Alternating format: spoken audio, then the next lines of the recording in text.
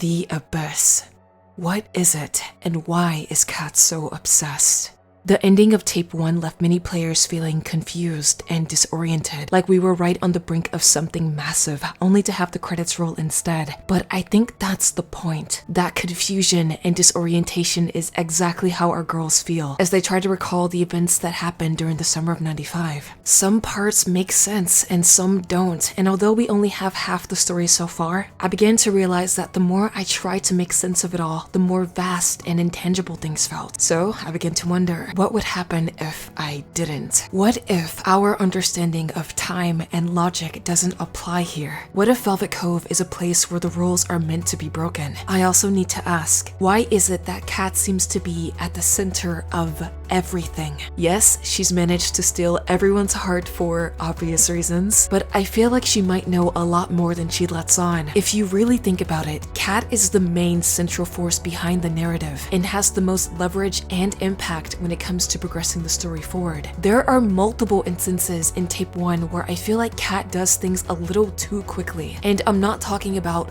pacing. It's almost like part of her has already been here or done this before. Kat is the one who finds the cabin and immediately demands they go inside, as if she knew it was special. She leads them to the fairy ring, initiates the blood ritual, writes the song, makes sure that everyone chants the lyrics again and again. And just like Jake Potter, the previous owner of the cabin, Kat wanders into the dark that summer night, drawn to the abyss like a moth to a flame. While everyone is scared and confused, Kat watches. She anticipates. She doesn't just accept what's happening, she welcomes it, as if this has always been her reality, except now the others can finally see it too.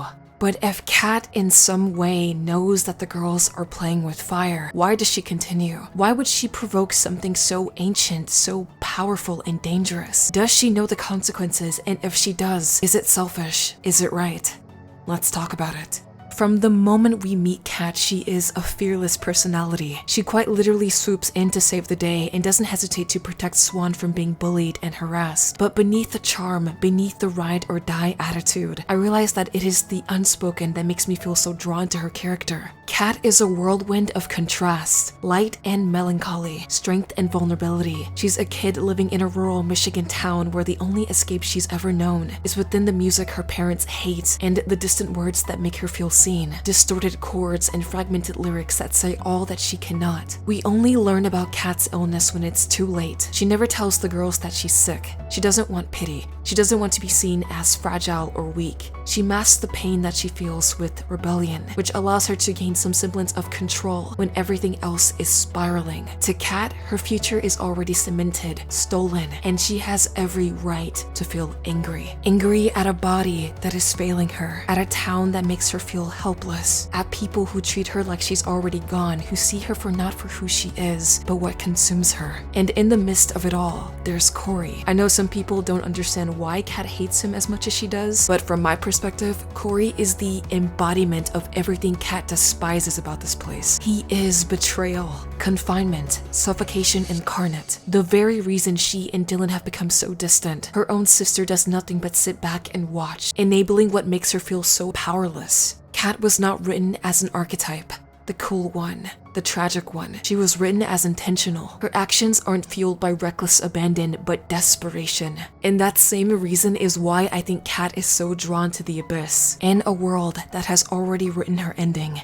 It isn't fair. The abyss offers something else, somewhere else, a second chance, an opportunity to exist beyond limits, beyond rules, and death itself. It is freedom, justice, but not without consequences. Now, what I say next might sound a little crazy and is mainly based on intuition because in truth, we still don't know anything about the abyss other than it seems to be a powerful entity. But still, I want to get this out there. I mentioned in my last 3 video that I believe that the abyss works similarly to the Black Lodge in Twin Peaks, that it's a gateway to another dimension where time and space are distorted and reality itself bends. Those who go in are caught in the twilight zone between life and death, the void between worlds, purgatory. But after playing Tape 1, I'm starting to feel like it's much bigger than that. Tape 1 makes it clear that the girls are dealing with something that is far beyond them. Just like the town of Twin Peaks, I believe that Velvet Cove is an eldritch location, somewhere adjacent to Lovecraft country, a place where reality itself breaks and our logic doesn't really apply. These are places that are so bizarre and alien that they defy reason and explanation. They are places that are impossible by their very nature and exist outside of normal time and space. I can recall multiple times where things don't quite fit in this timeline. I find it hard to believe that Swann, who spends every chance she gets exploring the woods, has never seen this cabin before. Locked from the inside, yet clearly in previous use, from the note you can find and the remnants of witchcraft in the attic. The shadows flickering in and out, silhouettes of Kat, Corey, and ghosts of a time once when should not be here. The abyss seems to appear in cycles, luring residents from the town into its depths, and only the lucky few ever resurface, deeply affected by whatever they witness from inside. They try to explain, but it's too alien, and it makes them seem mad. It's inexplicable unless you've seen it, unreachable unless it wants to be found. A representation of the very disconnect from reality, a fading memory of warped time and space, a town that is an extension of the impossible and what should not be,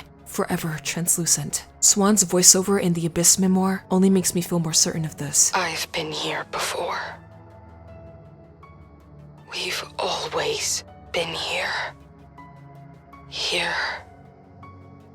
And on here. Kat is there. Kat was always there. Kat was staring down at the lights in the abyss. Kat was calling up from down below.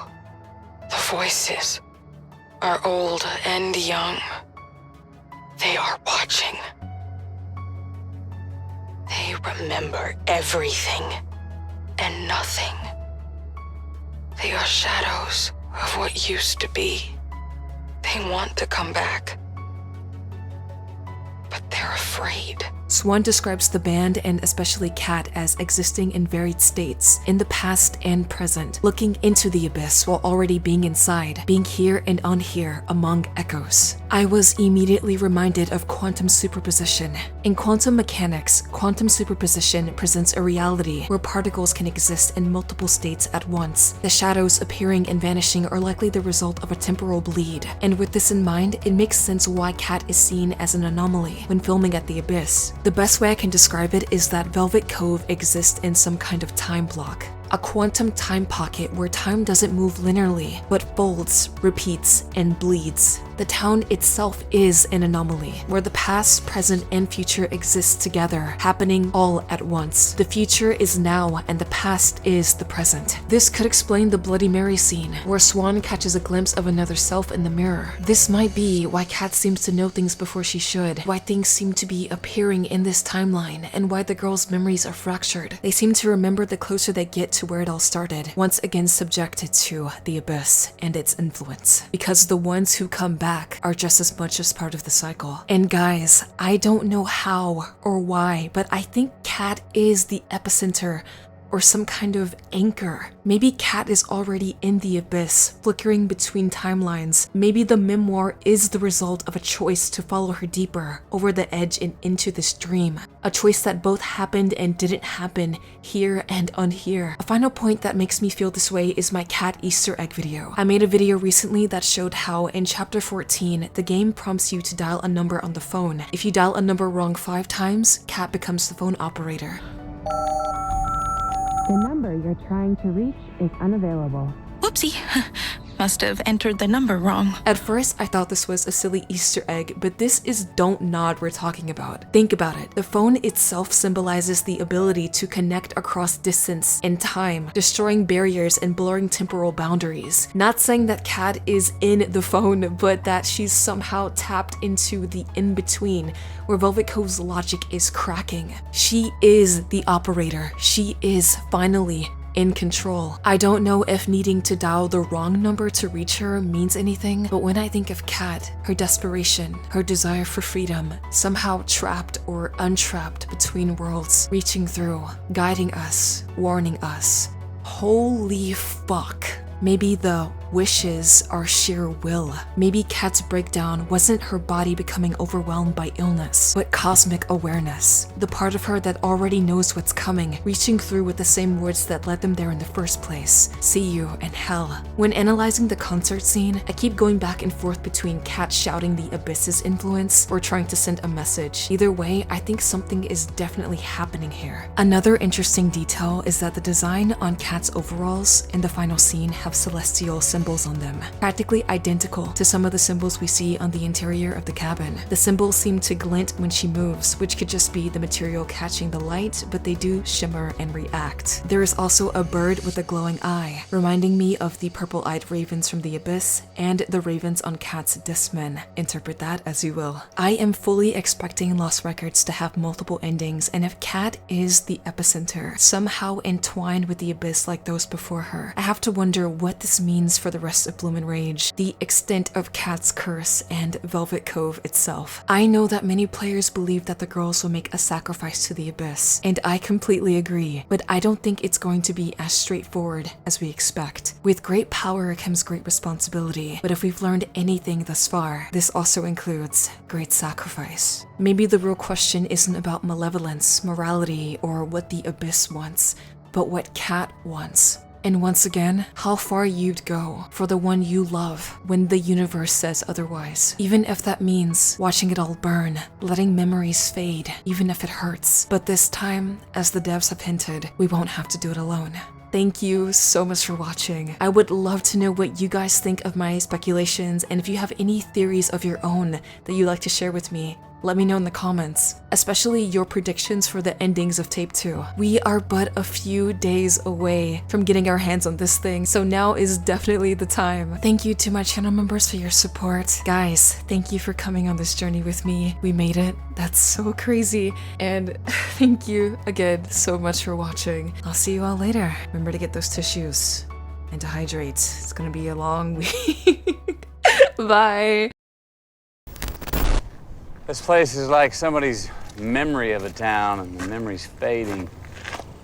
It's like there was never anything here but jungle. Stop saying shit like that. It's unprofessional.